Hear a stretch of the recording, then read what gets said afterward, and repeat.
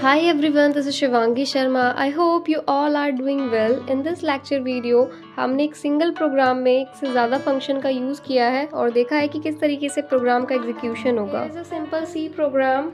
इसमें हमने एक से ज़्यादा फंक्शंस का यूज़ किया है इन अ सिंगल प्रोग्राम ताकि फंक्शन के कॉन्सेप्ट को हम अच्छे से क्लियर कर सकें। तो देखते हैं कि एक प्रोग्राम में एक से ज़्यादा फंक्शंस को जब हम बनाते हैं तो वो किस तरीके से एग्जीक्यूशन होता है प्रोग्राम का।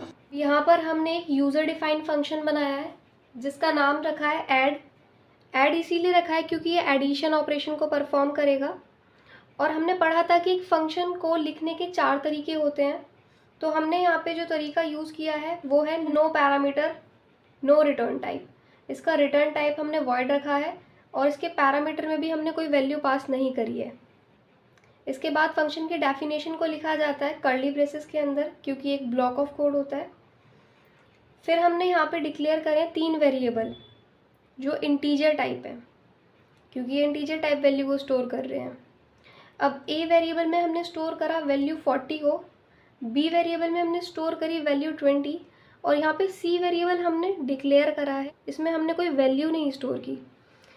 सी वेरिएबल को हमने यहाँ पे इसीलिए डिक्लेयर किया है क्योंकि हमें पता है कि a plus B operation perform करने के बाद जो आंसर आएगा उसको स्टोर करने के लिए एक वेरिएबल की ज़रूरत होगी। तो इसीलिए हमने यहाँ पे सी वेरिएबल को डिक्लेयर किया है। नेक्स्ट लिखा है C is equals to A plus B, यानी कि जो a की वैल्यू होगी 40 और b की वैल्यू 20, इन दोनों वैल्यू को सम करके ये स्टोर करा देगा सी वेरिएबल में। मैंने सिर्फ सी वेरिएबल में वैल्यू स्टोर करी है 60, बट ये आउटपुट स्क्रीन पर तब तक नहीं प्रिंट करके देगा जब तक हम प्रिंटएफ स्टेटमेंट प्रिंटएफ फंक्शन का यूज़ करके इसको कमांड नहीं देते। तो हमने लिखा है प्रिंटएफ फंक्शन में एडिशन इज परसेंटाइल डी और वो स्टोर हो जाएगा सी वेरिएबल में। तो अब हमें आउटपुट स्क्रीन पर प्रिंट होकर मिल रहा होगा सी की वैल्यू 60। इसके बाद हमने यहाँ पे एक और फंक्शन बनाया है, ये भी एक यूज़र डिफाइंड फंक्शन है। इसका नाम हमने सब रखा है क्योंकि ये सब्ट्रैक्शन ऑपरेशन को परफॉर्म करेगा और इसको भी लिखने का तरीका यही है no parameter no return type.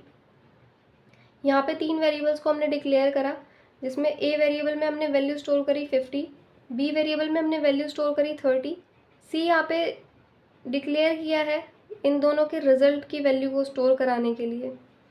यहाँ पे हमने लिखा है सी में ए माइनस बी, यानी ए में से बी को माइनस करके जो रिजल्ट आएगा वो सी वेरिएबल में स्टोर हो जाएगा। वेरिएबल में 20 वैल्यू स्टोर हो जाएगी लेकिन ये आउटपुट स्क्रीन पर प्रिंट नहीं होगी, तो हमें लिखना पड़ेगा प्रिंट कराने के लिए printf subtraction is percentile D और अब हमें आउटपुट स्क्रीन पर प्रिंट होकर मिलेगी वैल्यू 20। ये तो हमने सिर्फ फंक्शन की डेफिनेशन और उसका प्रोटोटाइप लिखा है। मेन सेक्शन से एक्चुअल एग्जीक्यूशन शुरू होता है प्रोग्राम का। अब मेन सेक्शन में आके सबसे पहली स्टेटमेंट लिखी है ऐड, यानी कि ऐड तो हमने एक फंक्शन बनाया था, तो यहाँ पे जब ऐड को लिखा हुआ है देखेगा तो जाएगा फंक्शन की डेफिनेशन पे क्योंकि यहाँ पे हमने ऐड फंक्शन को कॉल किया है, तो ये जाएगा अपनी डेफिनेशन पे। तो यहाँ पे ऐड फंक्शन में जो भी टास्क था उसकी वैल्यू को प्रिंट करके ये 60 देगा। और फिर हमने यहाँ पे कॉल किया सब्ट्रैक्शन फंक्शन को, तो ये सब्ट्रैक्शन की डेफिनेशन पे जाएगा और हमें वैल्यू देगा 20।